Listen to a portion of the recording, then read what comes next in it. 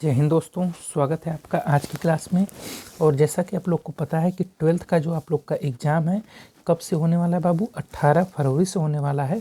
तो हमने क्या किया है, आपका सारा टॉपिक जो है वो एक पेज पर लिख कर आप लोग को पूरा का पूरा कवर कराएंगे, जिससे आप लोग की तैयारी बेहतर हो सके। तो आज के टॉपिक में हम लाए हैं कहानी के आधार पर लेखक का उद्देश्य। क्या है? कहानी के आधार पे लेखक का उद्देश्य। चलिए देखते हैं। कहानी हमने इसमें लिया है ध्रुव यात्रा। कौन सी कहानी है? ध्रुव यात्रा।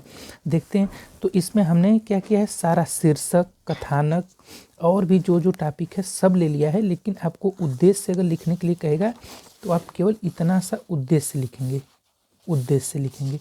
लेकिन हमने पहली कहानी एक बार बताया था, एक बार कहानी हमने लिया है पहली बार में। अगर दूसरी कहानी का उद्देश्य लिखूंगा तो डायरेक्ट लिख दूंगा, लेकिन पहली बार कहानी हमने इस बार लिया है तो हमने सोचा है कि इसका शीर्षक, कथानक और आप लोग का उद्देश्य सब कुछ बता दिया जाए। ठीक है, चलिए देखते हैं। कहानी का नाम है ध्रुव यात्रा। आप पढ़े होंगे। लिखेंगे क्या कहानी के बारे में कि जैनेन्द्र कुमार महान कथाकार हैं। वे व्यक्तिवादी दृष्टि से पात्रों का मनोविश्लेषण करने में कुशल हैं। प्रेमचंद की परंपरा के अग्रगामी लेखक होते हुए भी इन्होंने हिंदी तथा कथा साहित्य को नवीन शिल्प प्रदान किया। कहानी कला के कतिपय प्रमुख तत्वों के आधार पर इस कहानी की समीक्षा निम्नवत है। ये समीक्षा है। अगर शीर्षक, कथानक भी लिख देंगे तो समीक्षा हो जाएगा, क्योंकि उद्देश्य ही पूछता है और कहानी का सारांश पूछता है, तो उद्देश्य में केवल उद्देश्य लिखेंगे। और अभी सारांश के लिए भी हमने एक कहानी और लिया है, पंचलाइट। ठीक है, अलग अलग कहानी हमने ले लिया है। हमने सोचा ध्रुव यात्रा ले लिए हैं उद्देश्य के लिए, तो सारांश के लिए हमने पंचलाइट ले लिया है। अभी दोनों टॉपिक एक ही में कवर करा रहे हैं। ठीक है, पहले इसको देख लीजिए, फिर हम पंचलाइट का सारांश देखेंगे कि सारांश कैसे लिखा जाता है। ठीक है, चलिए पहले इतना लेखक के बारे में लिख देंगे, ऊपर शीर्षक डालेंगे। ठीक है, अगर समीक्षा पूछेगा तो फिलहाल चूँकि पहली वीडियो हम बना रहे हैं कहानी पे, तो हमने सोचा शीर्षक और कथानक भी इसमें कवर करा दें, लेकिन पूछेगा केवल उद्देश्य और कहानी का सारांश। ठीक है, चलिए। कहानी का शीर्षक आकर्षक और जिज्ञासापूर्ण है। सार्थकता तथा सरलता इस शीर्षक की विशेषता है। कहानी का शीर्षक अपने में कहानी के संपूर्ण भाव को समेटे हुए है तथा प्रारंभ से अंत तक कहानी इसी ध्रुव यात्रा पर टिकी है। कहानी का प्रारंभ नायक के ध्रुव यात्रा से आगमन पर होता है और कहानी का समापन भी ध्रुव यात्रा के प्रारंभ के पूर्व ही नायक के समापन पर होता है। अतः कहानी का शीर्षक स्वयं में पूर्ण और सीमित चिन्ह है। तो इतना शीर्षक के बारे में लिख देंगे। अगर कथानक पूछ दिया तो कथानक कैसे लिखेंगे वो भी देख लीजिए। श्रेष्ठ कथाकार के रूप में स्थापित जैनेन्द्र कुमार जी ने अपनी कहानियों को कहानी कला की दृष्टि से आधुनिक रूप प्रदान किया है। लिखेंगे इस कहानी के बारे में। अब कथा वस्तु पे आते हैं। इस कहानी के कथा वस्तु का आरंभ राजा रिपुदमन की ध्रुव यात्रा से वापस लौटने से प्रारंभ होता है। कथानक का विकास रिपुदमन और आचार्य मारुति के वार्तालाप, तत्पश्चात रिपुदमन और उसकी अविवाहिता प्रेमिका उर्मिला के वार्तालाप और उर्मिला तथा आचार्य मारुति के मध्य हुए वार्तालाप से होता है। कहानी के मध्य में ही यह स्पष्ट होता है कि उर्मिला ही मारुति की पुत्री है। कहानी का अंत और चरमोत्कर्ष राजा रिपुदमन द्वारा आत्मघात किए जाने से होता है। कहानी का प्रत्येक पात्र कर्तव्य के प्रति निष्ठा एवं नैतिकता के प्रति पूर्ण रूपेण सतर्क दिखाई पड़ता है और जिसकी पूर्ण परिणति के लिए यह अपना जीवन अर्पण करने से भी नहीं डरता। कहानी मनोवैज्ञानिकता के साथ साथ दार्शनिकता से भी ओतप्रोत है और संवेदना प्रधान होने के कारण पाठक के अंतःस्थल पर अपनी अमिट छाप छोड़ती है। निष्कर्ष के रूप में कहा जा सकता है कि ध्रुव यात्रा एक अति उत्कृष्ट कहानी है।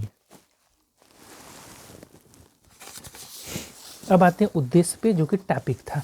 उद्देश्य क्या लिखेंगे? देखिए, उद्देश्य लिखेंगे कि प्रस्तुत कहानी में कहानीकार जैनेन्द्र जी ने बताया है कि प्रेम एक पवित्र बंधन है और विवाह एक सामाजिक बंधन।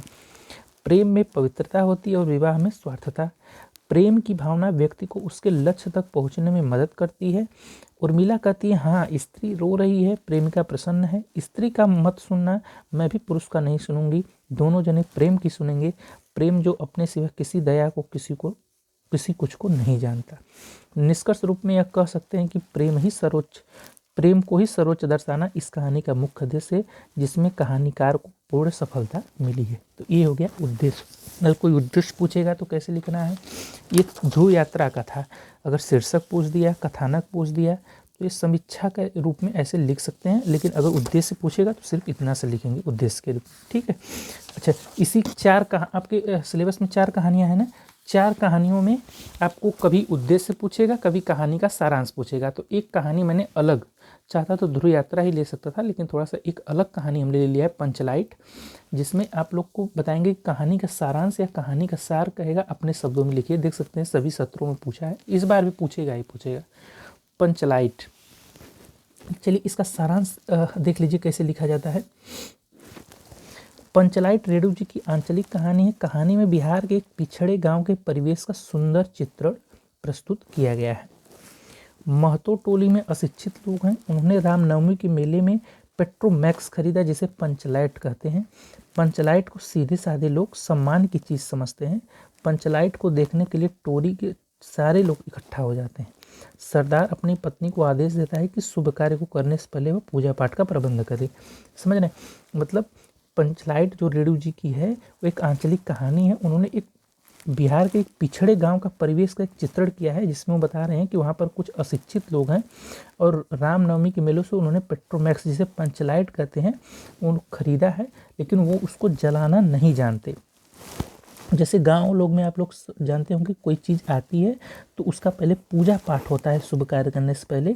वही सरदार अपनी पत्नी को आदेश दे रहा है कि शुभ कार्य करने से पहले पूजा पाठ का प्रबंध करो। लेकिन समस्या ये उठती है कि गांव बहुत पिछड़ा है, लोग अशिक्षित है, उस पंचलाइट को जलाना ही नहीं जानते। यहाँ तक का जो कहानी का आशय था ये था। चलिए आगे एक नया मोड़ आता है कि इस टोली में गोधन नाम का एक युवक है। वह गांव की मुनरी नामक युवती से प्रेम करता है। मुनरी की मां ने पंचों से गोधन की शिकायत की थी कि वो उसके घर के सामने से सिनेमा का एक गाना गाकर निकलता है। इस कारण से पंचों ने उसे जाति से निकाल रखा है। कहानी में एक ट्विस्ट है कि उसमें एक गोधन नाम का युवक है। पहले गोधन के बारे में बताता है कि वह गांव की ही मुनरी नामक युवती से प्रेम करता है, लेकिन वह उसके घर के बगल से जब गुजरता है तो कोई गाना गाता है जिसकी शिकायत उस लड़की की मां ने पंचों से किया है, जिसके कारण उसे जाति से निकाल दिया गया है। लेकिन उस पंच में मुनरी ये बात जानती है कि गोधन ही पंचलाइट को जलाना जानता है, और वह बहुत चतुराई से यह बात पंचों तक पहुंचा देती है। और पंच भी अति उत्साहित होकर गोधन को क्या कह देते हैं कि तुम्हारा 7 कुन माप खूब गाओ सलीमा का गाना। मतलब पहले गोधन को उस युवती से प्रेम के कारण गांव से बाहर निकाला गया था, लेकिन दिक्कत ये थी कि वो पंचलाइट जलाना जानता था और गांव के अशिक्षित लोग जो शिक्षित नहीं थे, जानकार नहीं थे, वो पंचलाइट को जलाना नहीं जानते थे। तो जब गोधन ने पंचलाइट जला दिया तब पंचों ने अति उत्साहित होकर उसको मौका देते हैं कि तुम्हारा 7 खून माप खूब गाओ सलीमा का गाना। और पंचलाइट के रोशनी में लोग खूब भजन कीर्तन करते हैं तथा उत्सव मनाते हैं। तो अब लास्ट में लिखेंगे कि कहानी का कथानक सजीव है। सीधे साधे अनपढ़ लोगों की संवेदनाओं को वाड़ी देने में रेणु जी समर्थ रहे हैं और इस कहानी में आंचलिक जीवन की सजीव झांकी प्रस्तुत की गई है। तो इतना आप क्या करेंगे, लिख देंगे पंचलाइट के सारांश अपने शब्दों में। कहानी के बारे में पहले उन्होंने बताया है कि गांव में कुछ अशिक्षित लोग हैं महतो टोली में, और पंचलाइट, देखिए पूरी कहानी पंचलाइट पे भी है। वो पंचलाइट लाते हैं लेकिन जलाना नहीं जानते। और उसमें एक गोधन नामक का युवक होता है जिसको उसी गांव की लड़की मुनरी से प्यार होता है, जिसके कारण पंचों ने उसे जाति से बाहर निकाल दिया रहता है, बाहर निकाल देते हैं। लेकिन अब समस्या ये थी कि गोधन ही पंचलाइट को जलाना जानता है और वो जला देता है और उसको सब लोग माफ़ कर देते हैं। और यही कहानी थी, इसको अपने सारांश में लिखना था। ठीक है, बाकी आप लोग को सारा का सारा हिंदी में जितना भी है मॉडल पेपर से लेके जीवन परिचय से लेके सारी चीज़, गद्यांश पद्यांश संस्कृत, सारा का सारा चीज़ इस चैनल पे अपलोड किया जाएगा। तो MBP इंस्टीट्यूट के इस चैनल को सब्सक्राइब जरूर कर लीजिएगा, अपने दोस्तों को शेयर कर दीजिएगा। धन्यवाद।